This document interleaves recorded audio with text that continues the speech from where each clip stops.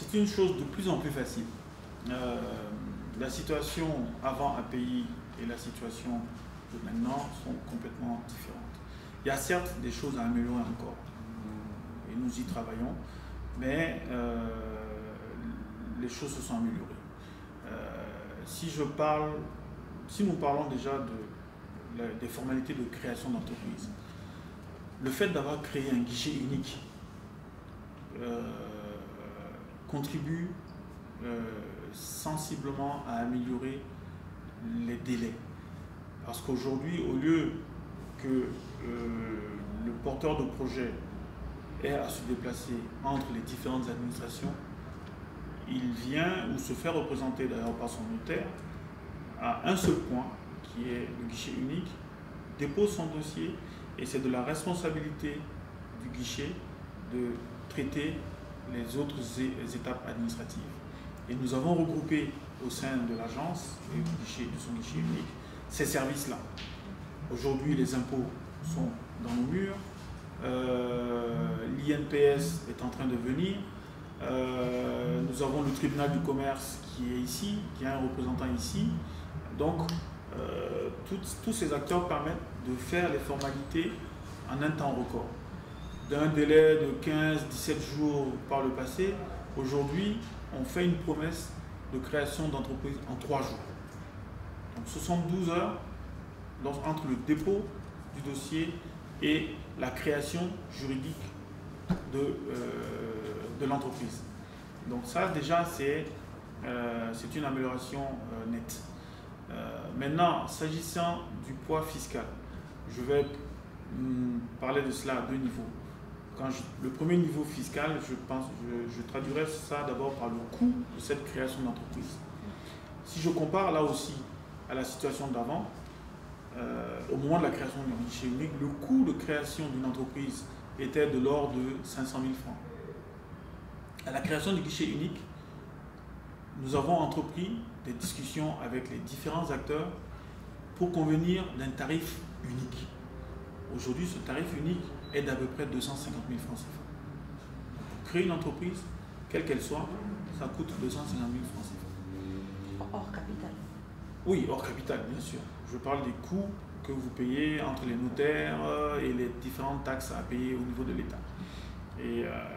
Mais cela encore, nous, API Mali, nous estimons que c'est encore trop. Et nous avons un objectif de, avec les autres partenaires, revoir cela à la baisse.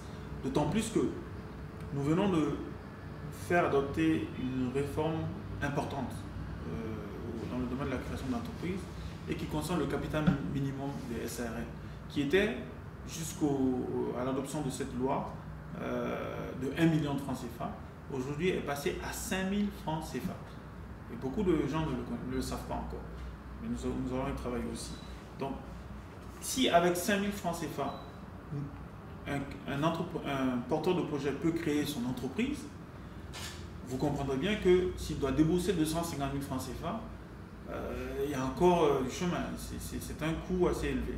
Donc, il faudrait qu'ensemble, avec tous les acteurs, on puisse trouver un juste milieu où 5 000 francs CFA, le porteur va pouvoir payer des frais qui vont faciliter la création de l'entreprise. D'autant plus que tout le monde est d'accord pour dire qu'il est urgent que nous œuvrons à la formalisation d'un secteur informel trop important dans notre économie. Et nous ne pourrons pas y arriver si les coûts de création d'entreprise ne sont pas revus à la baisse. Donc voilà un chantier très intéressant sur lequel nous devons travailler. Maintenant, le deuxième volet du coût fiscal dont vous parlez pour les entreprises, c'est tout ce qui concerne effectivement la fiscalité intérieure en ce moment. Et à ce niveau-là, je pense que des efforts ont été faits déjà.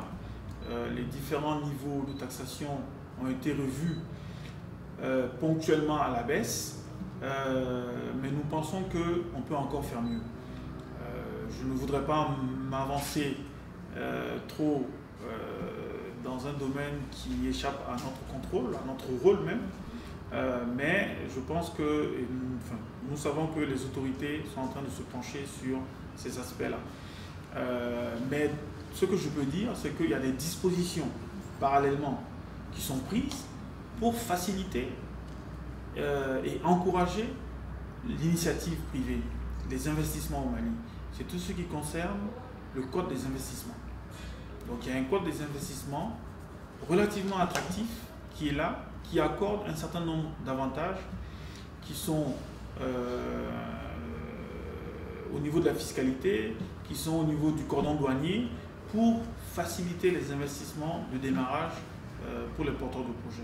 Et donc faciliter ou améliorer le niveau de rentabilité de leur investissement. Donc ce sont des dispositions qui existent et qui commencent, tenez-vous bien, avec un projet d'investissement à partir de 12 500 000 francs CFA. Donc je pense que c'est quand même un palier assez accessible pour les porteurs de projets.